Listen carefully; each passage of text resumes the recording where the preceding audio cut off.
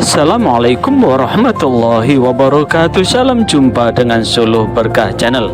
Kali ini kegiatan bimbingan rohani di Balai Pelayanan dan Rehabilitasi Sosial BMKS Dinas Sosial Provinsi Jawa Timur di Jalan Pahlawan dengan mengangkat topik larangan berbuat zalim dan ruginya ngemplang hutang. Bagi Anda yang baru bergabung dengan channel ini, jangan lupa subscribe, like, share, dan komen untuk keberlanjutan dari tali silaturahim kita. Selamat menyimak dan menyaksikan. Alhamdulillah, Allahumma salli wa sallim wa barik ala sayyidina Muhammad wa ala alihi wa ashabi wa man irtadah amma ba'd. Alhamdulillah, pada sore hari ini kita bisa melaksanakan sholat maghrib berjamaah.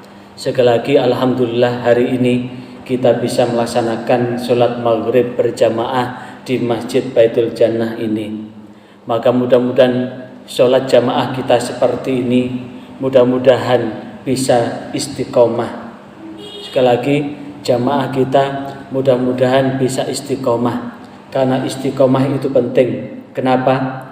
Tsumastaqamu tatanazzalu alaihimul malaikah. Orang-orang yang istiqomah itu akan turunlah malaikat-malaikat Allah. Untuk apa? Allah tahzanu wa absyiru. Untuk apa? Memberikan wa absyiru, memberikan kabar gembira pada kita. Allah tahzanu wa absyiru. Untuk apa? Supaya kita ini tidak gampang sedih dan kita senantiasa bahagia. Maka pada kesempatan ini saya akan melanjutkan materi kemarin, larangan untuk zalim dan berbuat zalim. Karena apapun bentuknya, kezaliman itu tetap akan membuat kita merugi. Sekali lagi, perbuatan yang zalim itu akan membuat kita rugi. Kemarin sudah kita gambarkan apa zalim itu? Meletakkan sesuatu tidak pada tempatnya. Contohnya, kopiah itu ditaruh di mana? Di kaki. Padahal mestinya kopiah itu ditaruh di mana? Di kepala. Baju itu mestinya dipakai di mana? Di badan yang bagian atas apa bawah? Atas. Dipakai bagian atas. Tapi kemudian dipakai di bawah, berarti baju itu diletakkan pada tempatnya atau tidak? Tidak pada tempatnya. Apapun bentuk kezaliman itu akan dimintai pertanggungjawaban. Apapun, segala sesuatu yang tidak diletakkan pada tempatnya itu zalim. Lah, contoh kezaliman berikutnya, sekali lagi, contoh kezaliman berikutnya, satu ketika dari Abu Qatadah Al-Haris bin Rib'i radhiyallahu an, dari Rasulullah Shallallahu Alaihi Wasallam, annahu qama fihim, bahwasanya Rasulullah berdiri di tengah-tengah sahabat. Fadzakara lahum, kemudian Rasulullah mengingatkan kepada sahabat-sahabat itu, annal jihada, bahwasanya jihad itu, annal jihada fisabilillah, bahwasanya berjihad di jalan Allah. Sekali lagi, berjihad di jalan Allah, wal iman billah, dan iman kepada Allah, iku afdalul a'mal, utama-utamane amal ibadah. Jadi jihad di jalan Allah dan iman kepada Allah itu adalah afdalul a'mal, amal yang paling utama. Kemudian faqama rajulun, ada seorang laki-laki berdiri. Faqala, kemudian dia bertanya, ya Rasulullah, hai utusan Allah, ara'aita, bagaimana pendapatmu, in kutiltu fisabilillah, jikalau aku ini terbunuh di jalan Allah. Jadi saat Rasulullah menyampaikan bahwasanya amal yang paling utama adalah satu, jihad di jalan Allah dan iman kepada Allah. Saat Rasulullah menyampaikan begitu, ada seorang laki-laki berdiri sambil bertanya, ya Rasulullah, bagaimana pendapatmu jikalau aku ini terbunuh, jikalau aku ini mati di jalan Allah? Nukaffiru anni khotoyaya, apakah salah-salahku, dosa-dosaku ini akan diampuni? Begitu pertanyaan sahabat itu. Faqala lahu Rasulullah, maka Rasulullah menjawab, apa jawabannya Rasulullah? Naam, iya. Kalau kamu meninggal di jalan Allah, maka dosa-dosa kamu itu akan diampuni oleh Allah. In kutilta fi sabilillah, jikalau engkau meninggal di jalan Allah, wa anta sabirun. Sekali lagi, jikalau engkau meninggal di jalan Allah, wa anta sabirun, sementara kamu tetap menjadi orang yang sabar. Muhtasibun, orang yang sabar, yang senantiasa mengharap pahala Allah. Jadi orang yang meninggal di jalan Allah, sementara orang yang meninggal di jalan Allah itu sabar dan tetap mengharap ridha Allah. Bekerja mengharap ridha Allah, berperang mengharap ridha Allah. Apapun, bukan karena siapapun, tapi tetap mengharap ridha Allah. Karena apa? Satu ketika ada orang yang mau dimasukkan ke surga, 3 golongan yang mau dimasukkan ke surga. Salah satunya ada orang yang meninggal dalam perang. Ditanya, apa yang menyebabkan kamu itu ada di surga ini? Maka dia menjawab, aku dulu berperang di jalan Allah. Apa jawaban malaikat? Bohong. Kamu dulu berperang bukan karena Allah, tapi kamu dulu berperang karena ingin disebut sebagai pahlawan. Akhirnya apa? Nggak jadi masuk surga.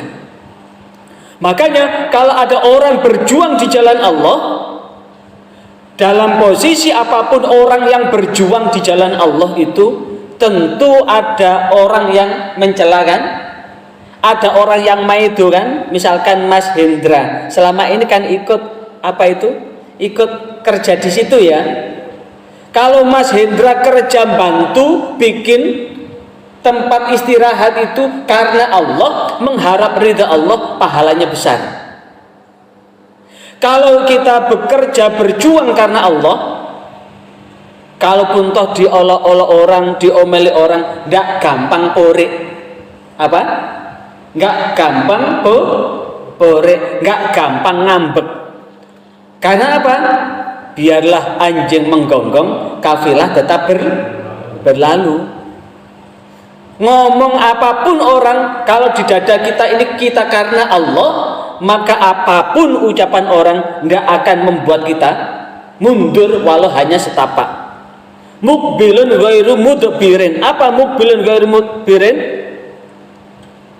Menghadap musuh dan tidak melarikan diri. Jadi ketika berperang betul-betul mengharap ridha Allah, menghitung dengan sabar, dan dalam posisi apapun tidak akan lari, tidak akan takut walau hanya setapak, tetap dihadapi.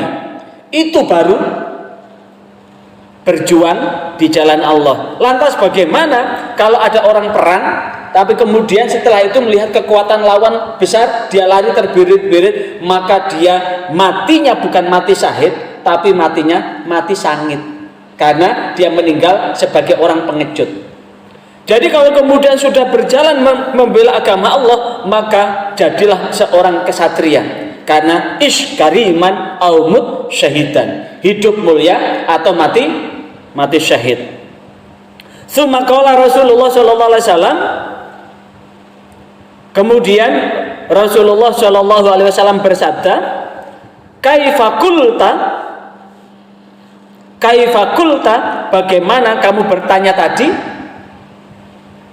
Qala, dia menjawab, aro'aita in kutiltu fi sabilillah, bagaimana pendapatmu jikalau aku ini mati atau terbunuh di jalan Allah? Atukaffaru anni khotoyaya, apakah akan diampuni dosa-dosaku? Faqala Rasulullah, maka Rasulullah menjawab, na'am, iya, wa anta sabirun, sementara engkau tetap menjadi orang yang sabar, muhtasibun, yang semata-mata mengharap ridha Allah, mukbilun ghairu mudbirin, yang engkau tak gentar menghadapi musuhmu itu dan tidak melarikan diri. Illadain, kecuali orang yang punya hutang. Jadi walaupun dia meninggal di dalam perang, jikalau dia meninggal membela agama Allah, dia tetap menghadapi dengan sabar, mengharap ridho Allah, tidak gentar menghadapi musuh, tapi masih menanggung hutang, maka itu tidak bisa diampuni dosanya, tidak serta-merta memasukkan dia dalam surga. Karena itu jangan gampang-gampang utang, ojo gampang-gampang utang, karena orang yang punya hutang itu akan merugi. Kalau tidak ditagih di dunia, di akhirat dia akan apa? Di akhirat dia akan harus membayar hutang-hutangnya itu. Di akhirat dia harus membayar hutang-hutangnya. Karena itu apapun kondisi yang dihadapi, hidup bersahaja, hidup apa adanya, ndak usah nganak-nganakno. Ono ning ngono ora usah nganak-nganakno. Apa maneh direwangi utang. Kecuali hutang untuk kebutuhan yang sangat mendesak.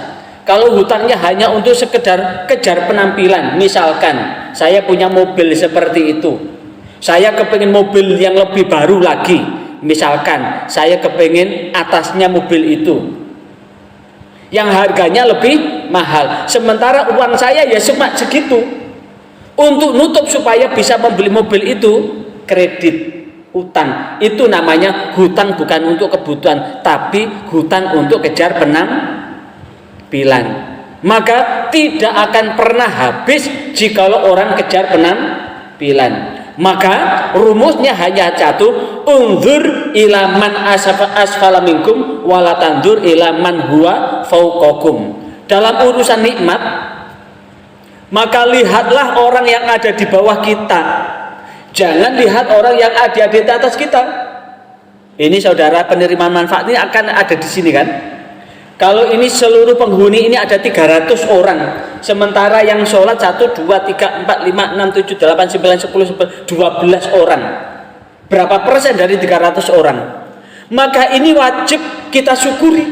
Kita dikasih hidayah oleh Allah, dikasih bimbingan oleh Allah. Yang ini kemudian tetap kita pertahankan. Nanti Isya juga sholat jamaah, besok subuh juga sholat jamaah. Ini artinya mensyukuri apa yang Allah berikan. Senyampang dengan itu melihat orang-orang yang mereka, kan ada yang hanya makan tidur kan? Ada orang yang sakit kan, disuruh makan tidak mau makan kan? Ada enggak di tempat ini? Bahkan ada yang tidak bisa ngomong, ada enggak yang tidak bisa ngomong? Yang tidak bisa berjalan, ada enggak yang ada di sini? Artinya Allah ngasih kenikmatan yang begitu banyak pada saudara, maka rumusnya la in syakartum la azidannakum. Jika kamu semua pandai mensyukuri nikmat Allah, la azidannakum, maka sungguh Allah akan menambah nikmatnya kepada kita. Wala in kafartum, jika kau semua mengkufuri nikmat Allah, inna azabi lasyadid, sesungguhnya siksaku ini lebih pedih. Karena itu supaya tidak terjebak dalam kehidupan yang hedon. Apa kehidupan yang hedon itu? Kehidupan yang kejar kemewahan. Karena sifat orang yang rakus, yang tamak itu tidak pernah puas dengan apa yang Allah berikan.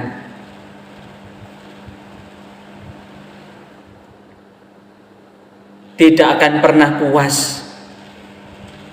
Nah, untuk menunjukkan itu, syukuri apa yang ada. Supaya kita syukur, lihat orang yang ada di bawah kita. Wala tandur ila man huwa fauqakum. Kita tidak akan melihat orang yang ada di atas kita. Kalau selalu dangak, akan lupa bahwa sesungguhnya nikmat yang Allah berikan begitu banyak dan luar biasa. Karena itu ibadah kita ini bukan karena apa-apa. Ibadah yang kita lakukan, sholat kita, puasa kita, takarub, tadoruk kita bukan karena apa-apa, tanda kita syukur atas nikmat sehat dan sempat yang Allah berikan, sehingga syukur ini Allah akan menambah nikmatnya kepada kita semua. Ayo kita baca tasbih. Subhanallah walhamdulillah wala ilaha illallah Allahu akbar. Subhanallah walhamdulillah wala ilaha illallah Allahu akbar. Ya Allah, pada petang ini kami bersyukur ya Allah atas nikmat yang telah Engkau anugerahkan kepada kami, nikmat sehat dan nikmat sempat, hingga Engkau beri petunjuk dan bimbingan serta kekuatan untuk melangkahkan kaki di Masjid Baitul Jannah ini.